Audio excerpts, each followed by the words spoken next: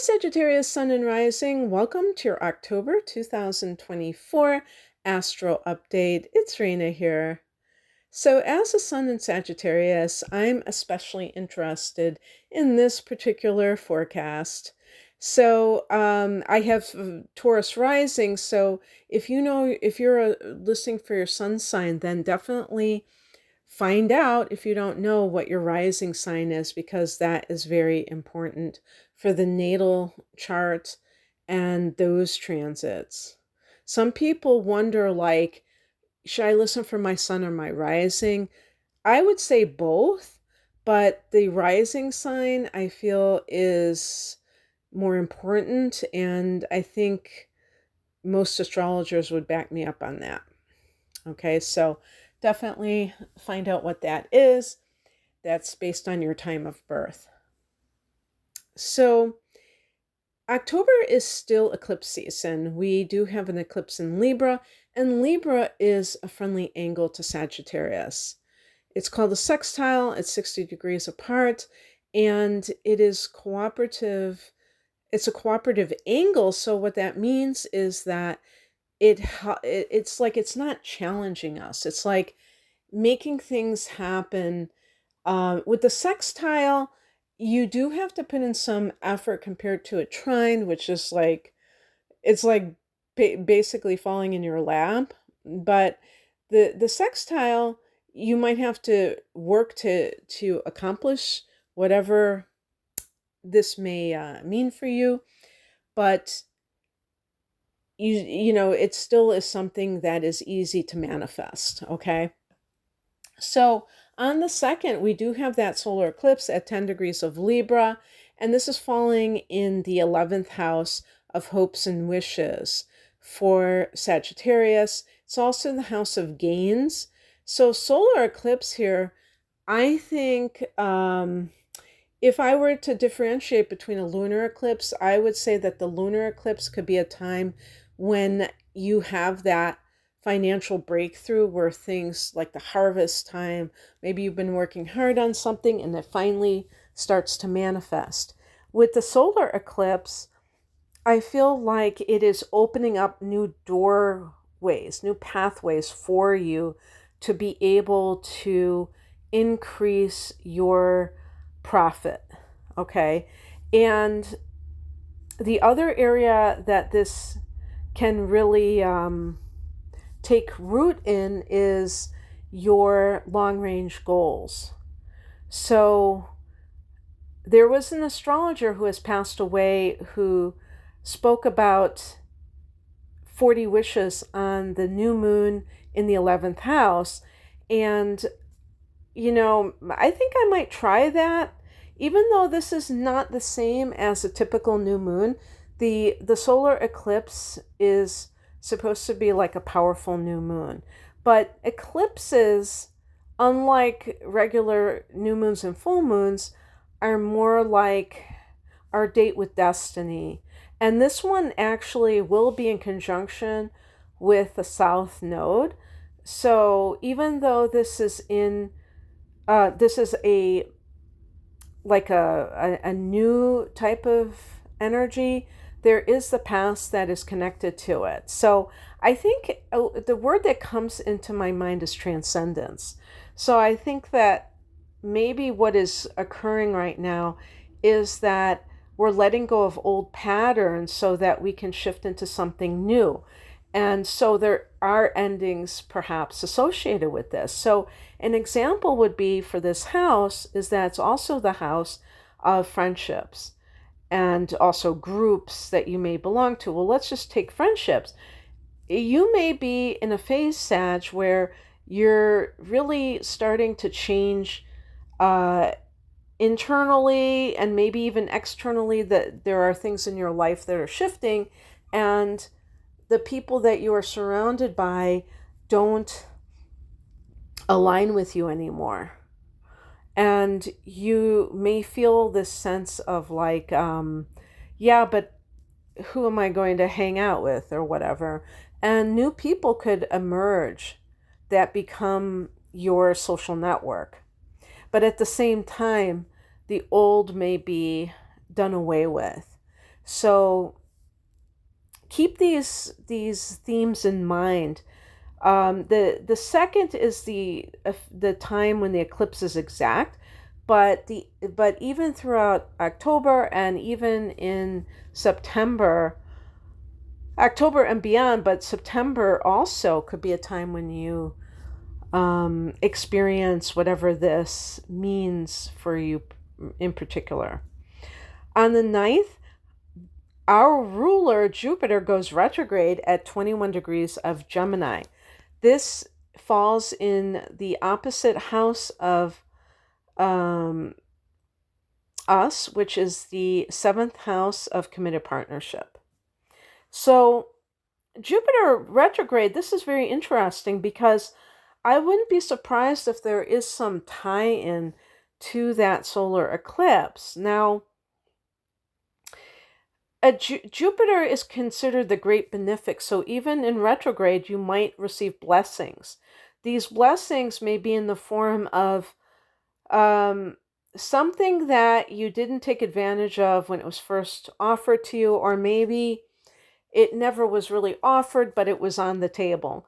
So Jupiter retrograde here, the 7th house can be is the house of committed partnership, but it can be also like if you have clients, for instance. So I'm looking at this possibility for increasing income with the 11th house coupled with the 7th house Jupiter retrograde, and it might be that some clients from the past come back to you, maybe in large numbers, for whatever reason. Maybe they were gone for a few years and they came back. Clients, things like that, people that you have taken care of in a business. And in that particular case, it could even be that they're coming back also to help you gain even more clients. And it's really interesting because it's not even October, and I've already had 2 clients say that they were going to recommend me to other people. So I'm wondering if that's, somehow connected to that. Also, if you had some kind of love, but like a serious situation with love, it might come back to you. Maybe it's a fellow Sagittarian that you were engaged to, and somehow you got separated or something along those lines, and now everything is coming up roses. So some kind of commitment may present itself. Also, this is a house of PR. So there may be something that you benefit from that for some reason, because of timing issues, you couldn't do so in the past.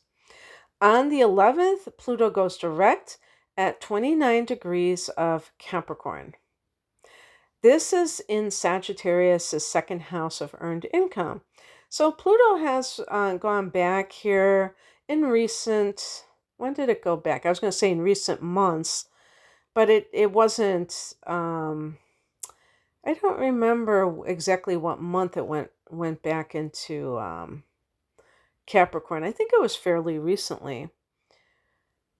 But in any case, it will stay here for about 5 more weeks. And then it will leave this area for good, and you'll never have it again in your lifetime. Well, I mean, this is a general reading, you may very well have some Aquarius in your 2nd house too, and therefore that would feature into that. So see if you receive any kind of manifestation at all. I think, I'm not sure if that's during the retrograde period, that when Pluto is retrograde, that it can bring that, or when it goes direct. But certainly when Pluto goes direct on the 11th, the themes, it's at 29 degrees, so it is on the cusp with Aquarius. And the themes of transformation with money, these can be particularly embodied at this time. And Pluto can be about wealth. People always focus on, oh my gosh, what's going to happen to my finances when Pluto has, transits this particular area. Only you know how that has affected you. And I feel like the people who have this in their natal second house, they're the ones that first and foremost may have the stories to tell about what it has done to them financially. But what I'll tell you is, even if it produced a crisis or some kind of challenge at the beginning of the transit, by now you have likely reaped its benefits. On the 13th, Mercury goes into Scorpio, and this is the 12th house for Sagittarius. These Scorpio placements are in this house of solitude, the last house of the zodiac, so the end of a cycle. And they really speak to these issues connected to contemplation, meditation, and going within, which is meditation, I guess. But the point I'm trying to make is that it's not necessarily this time when you're going to be so extroverted. Obviously the sun is going to go there on the 22nd of the month, but Mercury and the sun coming from that 11th house, that is very social. It's going to be a stark contrast, and that's that hibernation period. Even Venus is already here. So, but Venus goes into the 12th house, into your first house on the 17th of the month. And Venus in the first house is great for anyone who is trying to promote themselves, because Venus can give you charm. That's little something that maybe people can't put their finger on. They're attracted to you. Venus is magnetic. So it can help you. It can help to advance you. If you're interviewing for a job, if you have your own business and you're trying to gain clients, that can be, the same thing. If you're looking for love, and you may even do something to beautify yourself with Venus in the first house, buying new clothes, or, getting a new hairstyle even.